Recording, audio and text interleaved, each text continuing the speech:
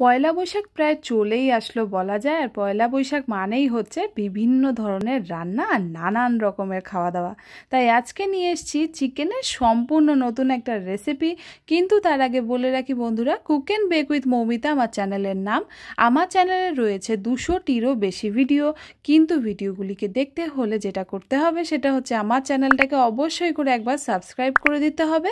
তার সাথে সাথেই ডান দিকে থাকা বেল বাটন প্রেস করার পর অল বাটন প্রেস করতে কিন্তু একদমই ভুললে চলবে না। তো চলুন দেখে নিই কী কী লাগছে। আমি এখানে নিয়ে নিয়েছি 700 গ্রাম মতন দেশি মুরগির মাংস। আমি প্রথমেই মাংসটাকে খুব ভালো মতন ধুয়ে পরিষ্কার করে নিয়েছিলাম। এবার এটাকে ম্যারিনেট করব। ম্যারিনেট করার জন্য প্রথমেই আমি এখানে নুন দিয়ে দিলাম। নুনটা আপনারা আপনাদের পছন্দ আর আন্দাজ অনুযায়ী ব্যবহার করবেন। তার সাথে দিলাম 1 টেবিল চামচের মতন গোলমরিচ গুঁড়ো বা গোলমরিচের পাউডার, দিয়ে দিলাম ধনিয়া পাউডার 1 টেবিল চামচ, দিয়ে দিচ্ছি এখানে সরষের তেল 1 টেবিল চামচ, আদা রসুন একসাথে বেটেছিলাম সেটা দিলাম 2 টেবিল চামচ, বড় 1 টেবিল চামচ দিচ্ছি এখানে পেঁয়াজ বাটা।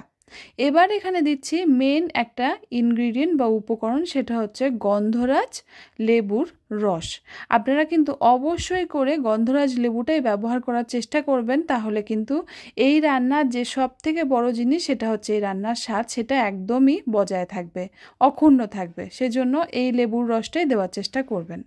সবশেষে আমি এখানে দিয়ে দিচ্ছি গরম মশলা পাউডার 1 টেবিল চামচ। গন্ধরাজ লেবুর রস আমি মোটামুটি 5 টেবিল চামচ দিয়েছি।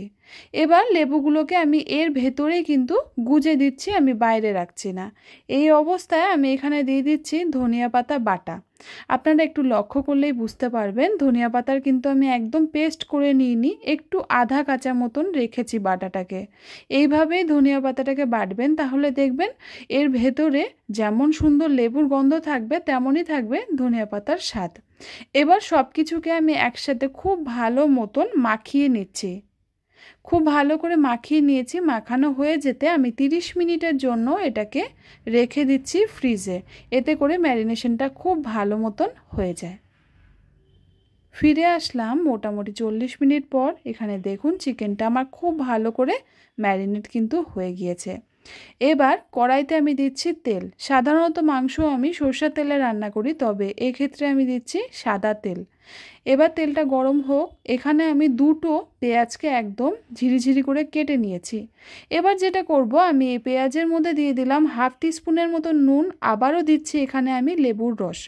পেঁয়াজটাকে আমি নুন আর লেবুর রস দিয়ে খুব ভালো মতন মাখিয়ে নিচ্ছি।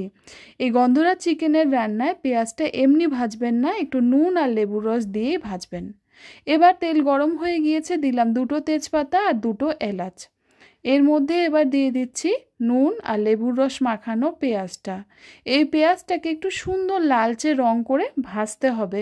একটু সময় নিয়ে যদি ভাজেন, যেহেতু লেবুর রস রয়েছে তাই ভাজা হতে একটু সময় লাগবে। একটু ভালো মতন ভাজলেই দেখবেন এরকম লালচে একটা রং চলে আসবে। এবার আমি এর মধ্যে দিয়ে দিচ্ছি আদা রসুন বাটা, আবার 1 টেবিল চামচ দিয়ে ভালো মতন মিলিয়ে নিচ্ছি। এবার আমি এখানে দিয়ে দিচ্ছি একটা টমেটো। টমেটোটা বেশ বড় সাইজেরই ছিল, তবে এই রান্নায় টমেটোটা একটু বড় আকারেরই লাগবে, তাই আমি এখানে দিলাম টমেটো। তার সাথেই দিচ্ছি আবারও 2 টেবিল চামচের মতন পেঁয়াজ বাটা দিয়ে এবার টমেটোর সাথে পেঁয়াজ বাটাটাকে খুব ভালো মতন মিলিয়ে নিতে হবে। টমেটোটা একটু বড় আকারের রয়েছে, তাই টমেটোটাকে কিন্তু খুব ভালো মতন আপনাদের ভাজতে হবে। এবার দিয়ে দিলাম এখানে নুন। নুনটা আবারও বলছি নিজেদের স্বাদ অনুযায়ী আপনারা দিয়ে দেবেন। এবার এখানে দিচ্ছি 1 টেবিল চামচের মতন গোলমরিচের পাউডার। গোলমরিচ পাউডারটা প্রথমে মাখার সময় বা ম্যারিনেশনের সময়ও দিয়েছিলাম, এবারও আমি আরেকটু গোলমরিচ পাউডার দিচ্ছি। এই রান্নার লঙ্কার গুঁড়ো বা হলুদ কোনোটারই কিন্তু একদমই দরকার পড়ে না, আর বিশ্বাস করুন খেতেও কিন্তু খুব ভালো লাগে এগুলো ছাড়াই। এবার আমি এখান থেকে লেবুর বড় 2টো টুকরো যেটা ছিল মাখার সময় সেটা তুলে নিলাম। তুলে নিয়ে এবার চিকেনটাকে আমি এখানে তেলের মধ্যে দিয়ে দিলাম। ভালো করে চিকেনটাকে দিয়ে এবার আমাদের যেটা করতে হবে সেটা হচ্ছে কষাতে হবে। এই রান্নাটায় তেল মশলা খুব একটা বেশি দরকার হয় না। গরমের জন্য ভীষণই উপযুক্ত একটা রান্না, খেতে অসাধারণ লাগে। তেল মশলা কম সেটা কিন্তু বুঝতেই পারবেন না। এবার আমি এটাকে ঢাকা দিয়ে রাখছি মোটামুটি 3 থেকে 4 মিনিটের জন্য। এই রান্নাটা কয়েকবারে আমাদের ঢাকা দিয়ে কিন্তু করতে হবে। ফিরে আসলাম মোটামুটি 3-4 মিনিট পর। দেখুন জলটা কিন্তু ভালো মতন উপর দিকে ভেসে এসছে আর তেলটা ছেড়ে দিয়েছে। এই রান্নাটা হতে একটু সময় লাগবে, যেহেতু চিকেনটা দেশি চিকেন, ব্রয়লার চিকেন নয়, তাই সেদ্ধ হতেও এটা একটু সময় নেবে। আবার আমি একটু নাড়াচাড়া করে এটাকে ঢাকা দিয়ে দিচ্ছি। ভালো মতন ঢাকা দিয়ে কষিয়ে রান্না করলে কিন্তু এটা খেতে দুর্দান্ত লাগে। এবার যেটা নিয়েছি সেটা হচ্ছে লেমন জেস্ট।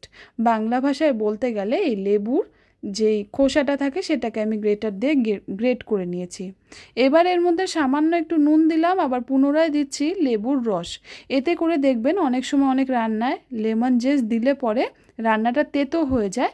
যদি একটু নুন আর লেবুর রস এই লেমন জেস্টে মাখিয়ে নেন তাহলে দেখবেন কোনোভাবেই লেমন জেস্টের তেতো ভাবটা কিন্তু রান্নায় আর যাবে না। এবার ঢাকা আবার উঠিয়ে নিলাম। দেখুন জলটা কিন্তু আগের থেকে আরও অনেক বেশি টেনে গিয়েছে আর মশলাটা বেশ সুন্দর গ্রেভির আকার নিয়ে নিয়েছে। এবার এখানে এই লেমন জেস্টটা আমি দিয়ে দিচ্ছি। অবশ্যই করে এটা দেওয়ার আগে সামান্য একটু নুন আর লেবুর রসটা মাখিয়ে তারপর দেবেন, তাহলে কোনো রকমেরই তিতকুটে ভাব কিন্তু রান্নায় আর আসবে না। এবার খুব ভালো মতন এটাকে আমি একটু মিলিয়ে নিচ্ছি চিকেনের সাথে।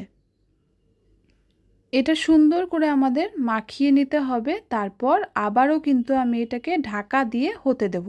যেটা প্রথমেই বললাম, দেশি চিকেন কিন্তু ব্রয়লার চিকেনের থেকে সেদ্ধ হতে একটু বেশি সময় নেয়, তাই ঢাকা দিয়ে কয়েকবারে এটাকে করতে হবে। এবার আমি এখানটায় দেখলাম মশলাটা বেশ ভালোই টেনে গিয়েছে, তাই আমি এখানে দিয়ে দিলাম জল। তবে একটা কথা বলে রাখি, এই রান্নায় কিন্তু গরম জল ব্যবহার হয়। আমি 1 কাপ গরম জল দিয়ে মিলিয়ে নিয়ে আবারও ঢাকা দিয়ে দিলাম। এবার ঢাকা দিয়ে মোটামুটি 5 মিনিটের জন্য আমি এটাকে হতে দেব, তাও মিডিয়াম আঁচে। ফিরে আসলাম 5 মিনিট পর। এবার আপনাদেরকে দেখাই। দেখুন রান্নাটা একদমই টেনে গিয়েছে, এখানটায় জল আর বলতে গেলে নেই। এইভাবে ড্রাইও কিন্তু আপনারা পরিবেশন করতে পারেন, পোলাও বলুন বা রুটি, সব কিছুর সাথে দারুণ যায় এই রান্নাটা। এখানে দেখুন চিকেনগুলো আমার কিন্তু দারুণভাবে সেদ্ধও হয়ে গিয়েছে। এর থেকে বেশি আর এটাকে আমি নরম করব না, যেহেতু একদমই পারফেক্টলি এটা সেদ্ধ হয়ে গিয়েছে আমার। এবার আমি এখানে দিয়ে দিচ্ছি সবশেষে গরম মশলা পাউডার 1 টেবিল স্পুন। গরম মশলা পাউডারটা দিয়ে আবারও ভালো মতন চিকেনটাকে আমি মাখিয়ে নিচ্ছি। আর একটু চেষ্টা করবেন ভালো করে যেন একটু গায়ে গায়ে লেগে যায়। তার সাথে এবার আমি এখানে দিয়ে দিচ্ছি 2টো মতন কাঁচা লঙ্কা। নামানোর আগেই এই গরম মশলা আর কাঁচা লঙ্কাটা কিন্তু দিতে হয়। এবার যেটা দেব সেটা হচ্ছে এই লেবুটা, যেটা আমরা একটু তুলে রেখেছিলাম, সেটা দিয়ে কিন্তু সব শেষে মিলিয়ে দিতে হবে। তবে অবশ্যই ধ্যান দেবেন যেন গ্যাস চলন্ত অবস্থায় লেবুটা দেবেন না, তাহলে কিন্তু রান্নাটা তেতো হয়ে যেতে পারে। সব শেষে নামানোর আগে লেবুটা দিয়ে পরিবেশন করবেন। এখানে একদম তৈরি হয়ে গেল আমার গন্ধরাজ চিকেন। খেতে যেমন সুস্বাদু, বানানো তেমনই সহজ। একঘেয়ে চিকেন চাপ, চিকেন মশলা তো আমরা পয়লা বৈশাখে অনেকবার বানাই। এই রেসিপিটা ফলো করে দেখুন, আশা করি আপনাদের ভালো লাগবে। ভালো লাগলে আমার চ্যানেলটাকে অবশ্যই করে একবার সাবস্ক্রাইব করে দেবেন আর আমার পাশে অবশ্যই থাকবেন।